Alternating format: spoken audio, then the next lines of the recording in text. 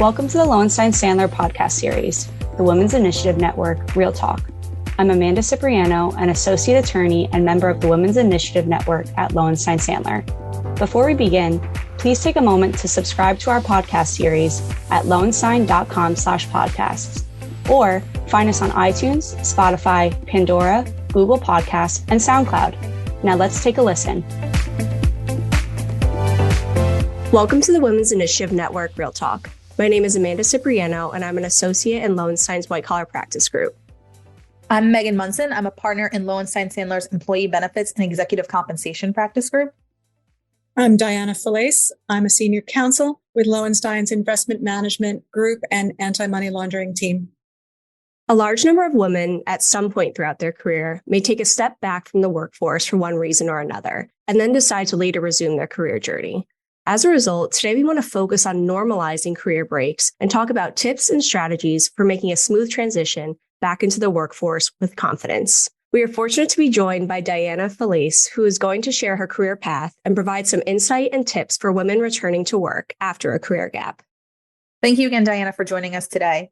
Can you tell us a little bit about your career journey, including the decision to take a step back?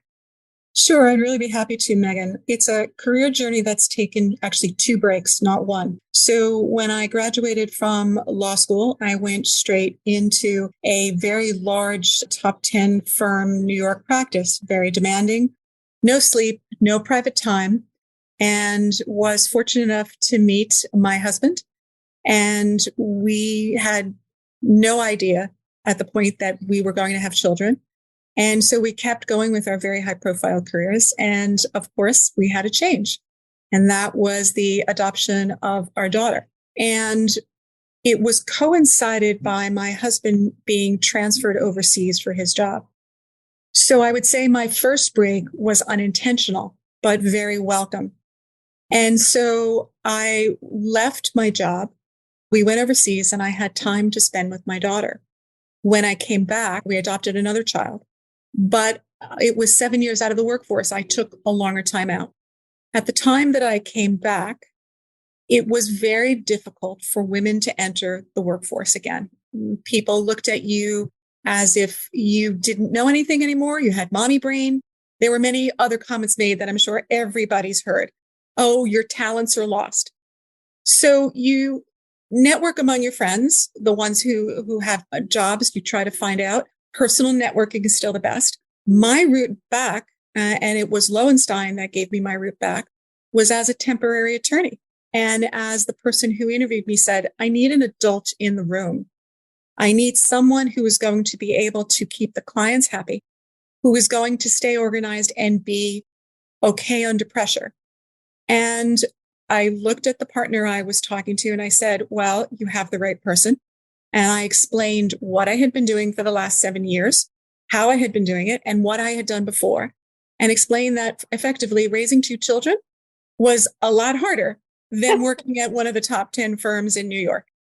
So I couldn't agree more with that. It sort of surprised him, but it was a very good back and forth relationship. But when I talked to the recruiter for the temp, I made sure they knew about, most importantly, all of my abilities.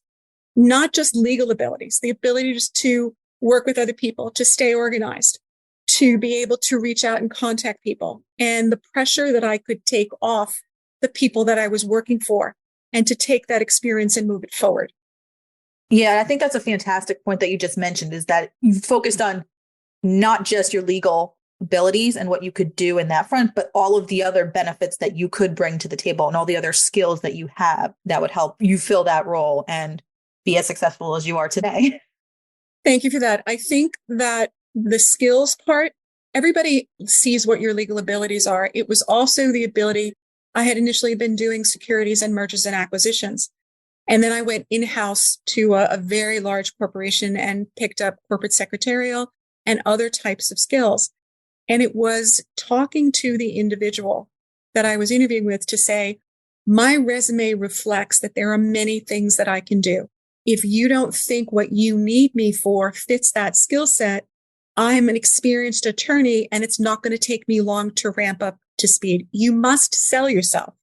You must be able to take all of the abilities that you have and bring it to the forefront. It's really important. I know that's what got me attention from a number of people that I was sent out to interview with. After advocating for yourself and landing a role, what helped you make the shift back into your legal career? Well, I had a very understanding husband, which is important. There was a clear understanding that my job was important. We also had a clear understanding, and I want to be frank because this may not sound something that many people may agree with or understand. We decided whose job was more important and who was going to have to make some sacrifices if an emergency came up, because then it becomes an argument between you and your spouse as to, well, it's your turn to do this. It really wasn't about turns. It was who had availability. At that point, our children were now in school, which helped tremendously. But if we were looking at coming back earlier to the States, we would have gotten a nanny. We're blessed to be able to do that. But especially where you don't, and we didn't, we just made arrangements. Whose responsibility was it to pick up the children? But if there was flexibility, the other spouse needed to step in. And that flexibility was essential. We learned from what a lot of people in this situation told us. We talked to people who were beautifully frank. You have to find what works for you. What worked for me and my husband may not work for you and your spouse.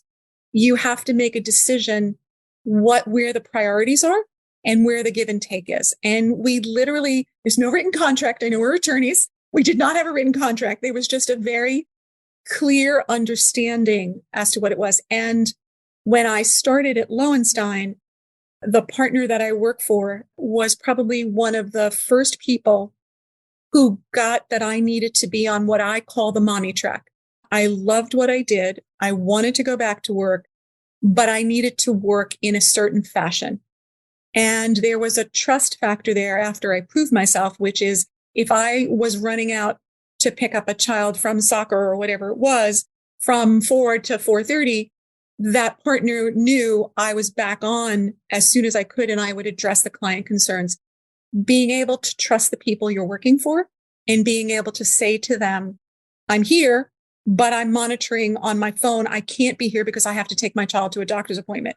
There is discussion among many of my friends whether that's a good thing or a bad thing. And I need to be very frank about that as well. I trusted the people I worked for to be able to say that. And that was very unusual when I came back into the workforce.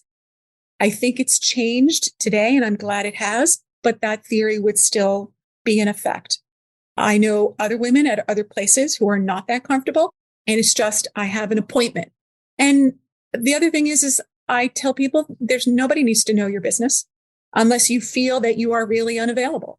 You have to make those decisions. These are personal to me for my specific situation. Yeah, I think that's all really helpful perspective, Diana, and in particular about communicating with your partner or your spouse to making sure that really everyone understands the role and who's taking on which responsibilities, because I'm sure in your situation that helped ease the transition back in shifting from working to being full-time stay-at-home caregiver to your children, and then kind of wearing both hats as caregiver, but also going back as a working professional. I know you've touched on a number of tips for women returning back into the workforce after a career gap, whether it's to have children or for any other number of reasons, in particular about selling yourself. But are there any other, tips or suggestions that you would have to kind of women facing those decisions of ways that could help ease their transition back? One would be to make sure you keep in contact with the people that you like and respect and the people you work with prior as well. I think that when I went out the first time, I didn't realize how important that was. And that was a mistake. I would call people occasionally when I was back, but the relationship, by the nature of time, had dropped off. That was not the case when I took my second break. And that helped in a different way. I had called the partner that I was working for when I came back and said, I want to go back to work. Would you give me a recommendation? And he went, no. And I went, what? And he said, you're coming back to work for us. And that's the beauty of it. Yeah, I think that really shows the importance of your network and keeping in touch with folks throughout kind of all phases of your career, because you never know where things are going to take you. Very important. And it really helps when you like the people you're keeping in contact with as well. I had already started to talk to other people that I was coming back to work. Was going to contact a recruiter. LinkedIn now, the availability of that is good in one way. I was helping someone who was coming back into the workforce. The problem with LinkedIn sometimes is your name is going into a computer. And if you know people at those places, or ask your friends if they know people at those places, a lot of the advice that I've given to other people or tried to help them with has been instrumental in their being able to come back from the workforce. I really believe those types of contacts are effectively very important. When you came back to Lowenstein after your second break, was there anything particularly difficult about your transition or adjusting back to working? Technology, it had changed a lot. I would recommend you try and keep abreast of what you can. The nature and method, my first job, we had Redwells stuffed with files, and they went to a file room that was the size of a football field. And when I came back the second time, everything is in effect online. Try to stay technologically active. It didn't impact per se.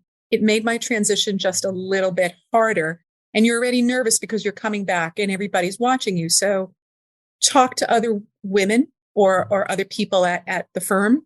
Try to find out what they think kind of training can help and just go with that. But make any issues you have known to a group of people or a person that hopefully there's mentors being assigned to you, or you're making friends at the firm, and ask questions. I just kept asking questions and nobody got annoyed. Everybody was great. That's always good to hear. So I know they say, hindsight's 20/20, but are there any things that you kind of thinking and reflecting on now that you wish you'd done differently in either kind of transitioning back either after your first or second leave? I think the biggest one was what we discussed before about I learned on the second one not to let your contacts lapse. That's the most important.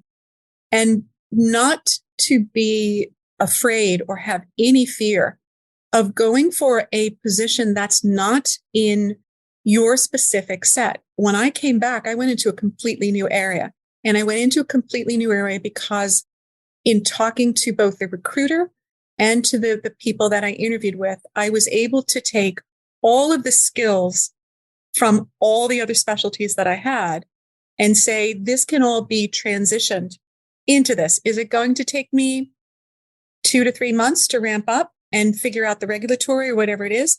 Sure.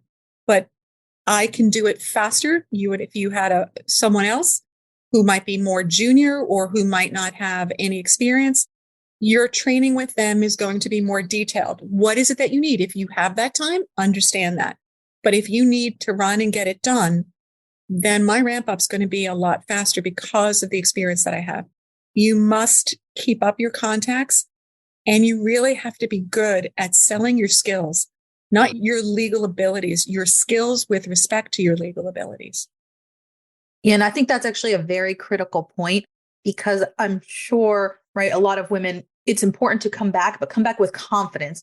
You took a break for whatever personal reason you did, but at the same time, you are capable and are skilled in a multitude of ways, and really bringing that to the table and showcasing that with whomever your new employer is, I'm sure, hugely important, and it's been successful in your experience. The phrase that I used at one point is, I can put out the fires on your desk with minimal interference. I deal with it on a daily basis. And that was one of the triggers that I know the partner said was like, okay, I have somebody that I think I can rely on. You have to prove yourself. You can't just say all these things, and you have to prove yourself. And I will tell you to work through the pit in your stomach that is going to be there for weeks, if not months. Am I doing okay? How am I going to balance my family with my job? How am I going to get the food shopping done or pick up the kids from soccer and get this agreement out? It works out. It really does. And if you have the confidence in yourself and the people who support you, you will deal with it. Life is never perfect. but it is really good when you get back in and you're doing what you love and being with your family who you love. And it comes together. When you came back to Lone Sign after your second break, did you notice any differences about firm culture from when you first started out as an attorney? So the firm culture, I think, was partner that I worked for the first time was one of the first people, one, to allow part-time work and to understand the working mom or working parent concept. And I was free to work how I needed to work in the office or outside of the office. That was extraordinarily unusual at the time. The partner basically said, I don't care where you get work done, just get it done and keep the client happy. And that's a great mantra. And I had someone come up to me who said, I was trying to find you and I couldn't find you and you weren't in the office. And I said, I'm not in the office on that day. And the individual said, well, you need to be in the office. And I said, well, that's not what the partner who hired me and who I work for said. If you have an issue with that, I need you to talk to the partner and then we need to have a discussion. Very terrifying to say to someone when you've gotten that back in the workforce and you're 4 months into the job. And the partner came back to me and said, I took care of it. You should have told me. And I said, I didn't want to bother you. I figured if they were going to talk to you. And he's like, no, you are getting your work done. I don't care where you are. I'm glad. Thank you for getting it done how you do it. The client loves you. And that's the key. That's the balance. When I came back the second time, part-time was in full force. Parental leave was in full force. It was wonderful to see how Lowenstein developed. And this is obviously way pre-COVID, how they developed this sense of, we need you to do your jobs. We want you to do them very well, but we recognize you have a life and we want your life to be important to you. And we want you to help figure out the balance. It was really fabulous to see. And for any of our listeners who are either thinking of taking a break from their career or returning back to the workforce after a long break, what's the one piece of advice you would like to leave them with? I guess it goes back to what Megan and I were speaking about earlier. Please be confident in yourself. Be confident in your abilities. It will read to your interviewer if you are not. Practice with your husband, practice with somebody you trust, make them do mock interviews with them, try to make up questions and get comfortable with getting out all of your abilities in a way that matters and take constructive criticism back from them. I used to practice with one of my girlfriends, and my husband and I would have these conversations as well. Your spouse can be a really important part of this, and your friends can be too. Don't walk into an interview cold. Know what you want to say and say it with confidence, and be really positive about your abilities. Everybody's got them, especially as working parents. We've all got them. It's really important to reflect that when you come back from a break. And I'll just add, Diana, I know in your situation in particular, your first break was a little bit longer, but I think everything that you've spoken about can be applicable to whether it's a short break, such as a leave of absence for maternity leave, or to take care of an ill parent, or a longer career gap. I think all of the pieces that you mentioned in terms of returning with confidence and really selling your skills are applicable to any sort of time away from the office. I think as workplaces become more and more amenable to that, they understand that it is more about children. I have had a number of friends who have taken breaks for all of the reasons that you talk about. And each one of them, whether they've gone back to their previous employer, no matter what the time of, or whether they've found a new position, that really seems to be understood. No one's saying, oh, what did she do that for? It is really understood that we all have obligations that we need to be able to take the time. And that's why I'm saying, be confident about it. Be secure in it. Don't let anyone make you feel insecure about it. You've done an incredible thing, and take those skills and your prior skills and bring it all together and bring it to your employer. I think that's great advice. Thank you so much for sharing some tips on relaunching your career after taking some time away from work. Thanks for joining us for another episode of the Women's Initiative Network Real Talk. We'll see you next time.